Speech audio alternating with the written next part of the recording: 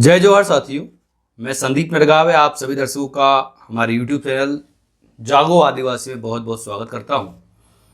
अगर आपको हमारा कार्य अच्छा लगता है तो आप हमारे चैनल को सब्सक्राइब करें, लाइक करें, बेल आइकन को क्लिक करें ताकि आपको हमारे सभी वीडियोस के नोटिफिकेशन आप सभी को मिलते रहें। अगर आप हमसे कोई बात करना चाहते हैं तो इंस्टाग्राम पे हमें आप फॉलो करें, और अगर आप हमें कोई मुद्दा बताना चाहते हैं, कहीं का कोई ज्वलंत मुद्दा है, कहीं कोई बड़ी समस्या है, उसके लिए भी आप हमें इंस्टाग्राम पे कांटेक्ट करके हमें उस समस्या के बारे में बता सकते हैं। तो चलिए दोस्तों, आज का हम लोग विषय जो है, जो कि बहुत ज़्यादा कंट्रोवर्सी वाला विषय है, जिसमें कई सारी पार्टियां जो है वो अपने व्यू देती है, और कई सारे लोग जो है, कई सारे संगठन जो है अपने अपने हिसाब से व्यू जो है अपने हिसाब से देते हैं।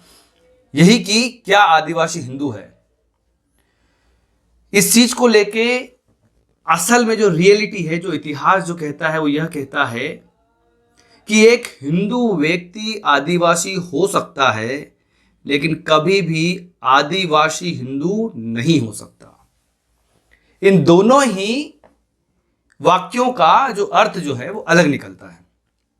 ऐसा मैं इसलिए कह रहा हूं क्योंकि अगर हम लोग देखें हिंदू सभ्यता को, तो हिंदू असल में उन्हें कहा जाता है, लोग जैसा कहते हैं वो उन्हीं को कहते हैं जो सनातन धर्म को मानने वाले लोग होते हैं, उन्हीं को हिंदू कहा जाता है।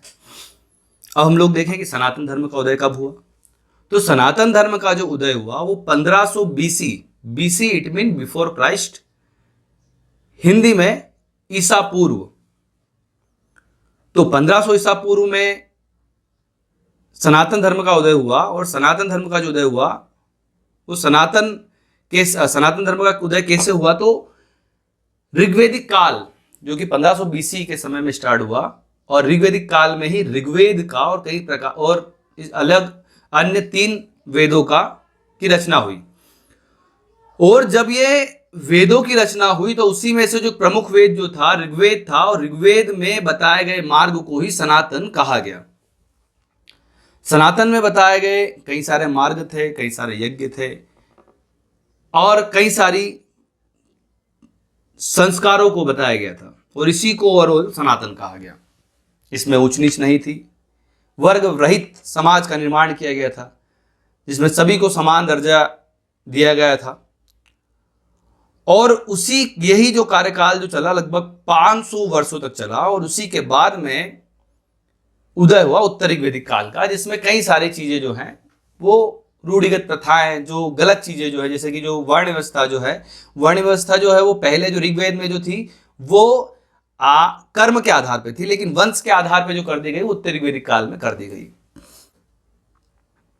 और उसके बाद में फिर जो उदय हुआ वो महाजनपद काल का उदय हुआ, और महाजनपद काल का ये कहता है कि महाजनपद काल के टाइम पीरियड में महाभारत जो है वो हुई, रामायण जो है वो संभवतः ऐसा कहा जाता है कुछ विद्वानों के द्वारा कि रामायण भी जो है महाजनपद काल का ही एक घटना है, जिसको महाकाव्य के रूप में बनाया गया रामायण को।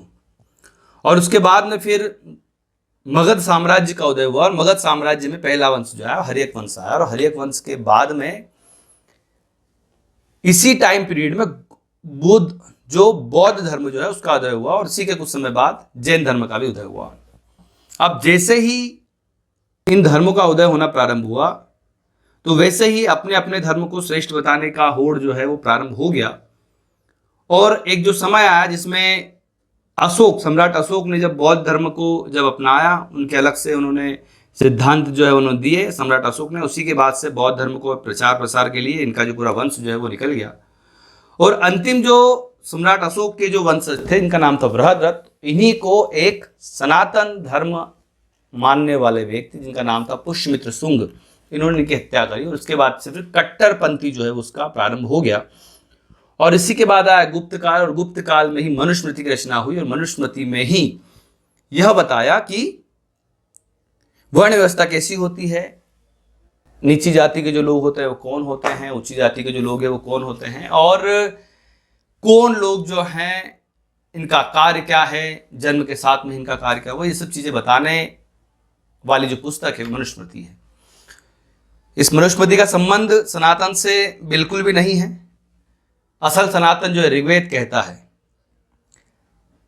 अब अगर हम लोग बात करें आदिवासियों की, तो आदिवासियों की सभ्यता जो है, आदिवासी की संस्कृति है, वो इसके कई वर्षों पहले की संस्कृति है।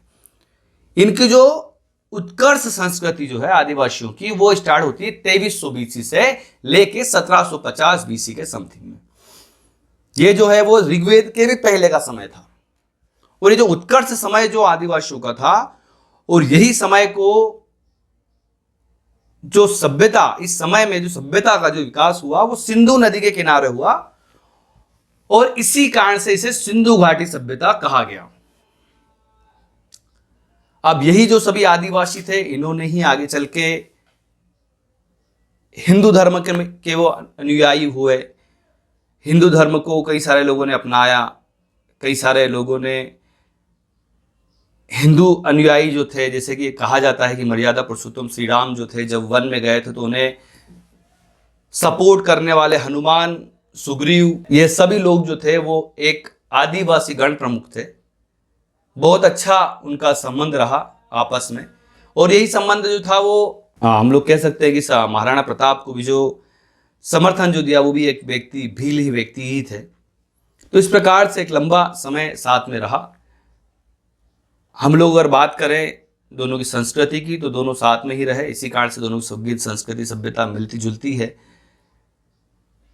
लेकिन अगर बात करें पहचान की, तो हम लोग कह सकते हैं कि आदिवासी जो है वो अपनी एक अलग आइडेंटिटी रखता है, क्योंकि उनकी जो सभ्यता है, उनकी जो संस्कृति है, वो इस संस्कृति से भी पहले की संस्कृति है।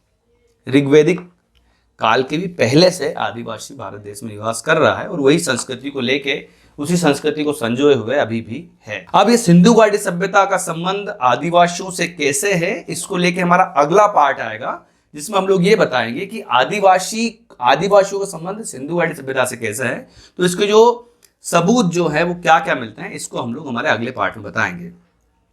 लेकिन आज का वीडियो बनाने का जो हमारा उद्देश्य था वो यह था कि क्या आदिवासी हिंदू है। तो इसको लेके हमारा जो विषय था वीडियो बनाने का वो हमारा कंप्लीट है, और इसी में हम लोग कह रहे हैं एक बार फिर से कि एक हिंदू व्यक्ति आदिवासी हो सकता है, लेकिन आदिवासी कभी भी हिंदू नहीं हो सकता। शायद अब इस वाक्य का अर्थ समझ पाए होंगे। अगर हम लोग देखें वर्तमान समय में, तो इसी आदिवासी समाज के लोगों ने अलग अलग धर्मों को अपना लिया है। जैसे कि हम लोग देखें हिंदू धर्म में, तो लगभग 9% लोग जो है वो हिंदू धर्म को अपना चुके हैं।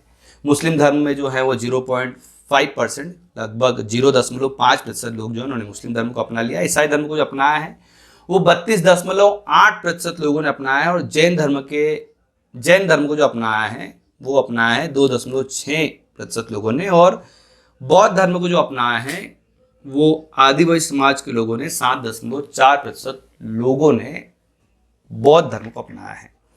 इससे देखने को यही मिलता है कि आदिवासी धर्म में बंधा हुआ नहीं है, आदिवासी की सेपरेट पहचान है। वो किसी धर्म का अनुयायी हो सकता है, लेकिन आदिवासी अपने आप में अपनी एक संस्कृति को संजोए रखता है। अंतिम में जय जोहार साथियों।